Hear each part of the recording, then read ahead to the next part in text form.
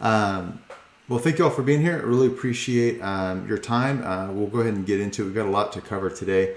We do have other events planned. You can see those at the top of the left panel. We are also looking for a speaker for the end of October, so Christian or non-Christian, happy to let anybody take a position. So let me know if you're interested in doing that. But yeah, we'll go ahead and get started. In the speaker's whiteboard, you'll see that's where I'm going to post my slides. I'll have several of them, so you want to follow along there.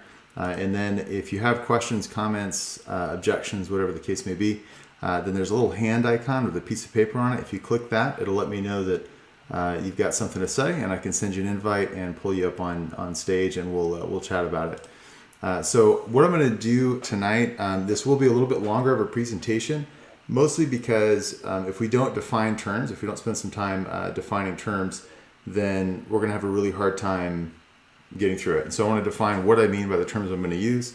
Then I'm going to use those definitions to stake out a few positions on the existence of the soul. And then I'll give you some reasons for affirming dualism. And then we'll talk about how it relates to theism. So first we'll look at some definitions. First I want to define what is a substance.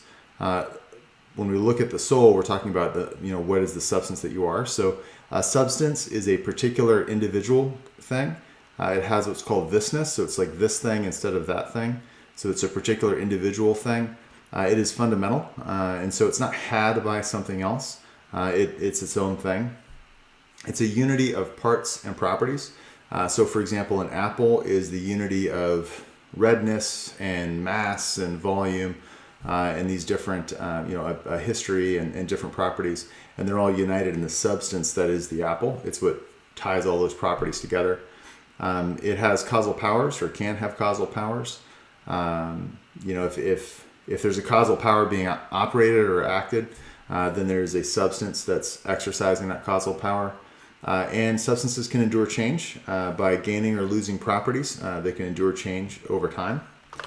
And so we'll look now at properties, a few characteristics of properties.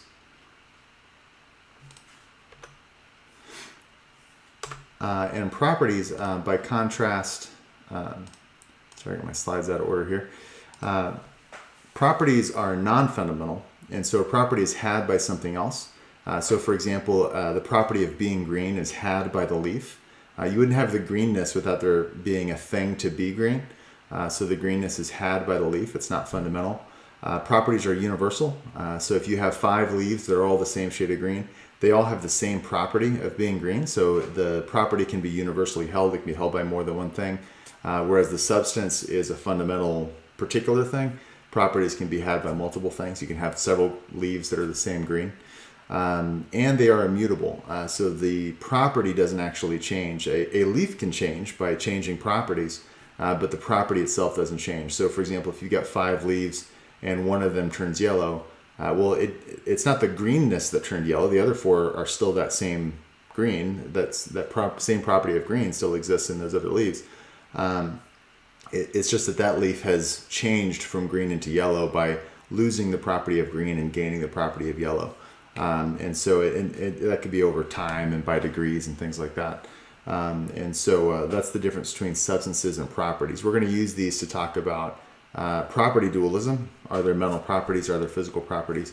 And then substance dualism. Are there mental substances in addition to physical substances? So with those definitions, I'm going to go ahead and define 3 positions as it relates to the soul. Let me go ahead and post that. Okay, got these slightly. Oh, I'm sorry. I do want to also talk a little bit about differences between what I mean by physical properties and what I mean by mental properties. So what distinction am I making there?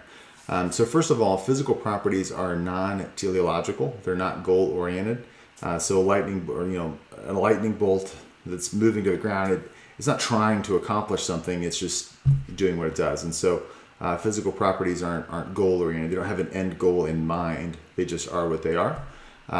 Also, physical properties are publicly accessible. So anybody can, in principle, go and measure physical properties. We can all measure density or visual fields. We can measure the wavelengths and things like that.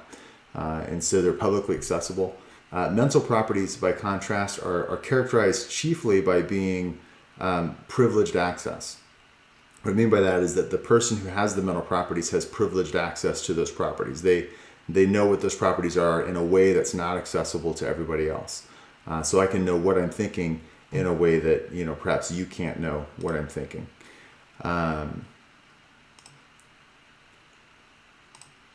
So I just saw a message. I want to make sure everybody could see it. So mental properties, a few examples would be free will or purposings. Now, free will, I know there's some debate about whether or not there is free will. That's kind of a little bit ancillary to our discussion tonight. But there's at least purposes. So even if you're determined to have a purpose, then there would at least be something you have the purpose to do. You have the purpose to walk across the room when you go to walk across the room. So that'd be an example of a mental property, is that there's this purpose to what you're doing. So it's not just that you're moving your hand over and grabbing a glass. It's that you have this purpose of drinking the water or something like that. There are sensations would be an example of mental property. So the sensation of pain would be a mental property. And there are propositional attitudes. These are that things. So belief that, or a hope that. So it's an attitude towards proposition. So I hope that everybody is safe during a hurricane. I hope that there's not loss of life. I believe that people are doing the best they can.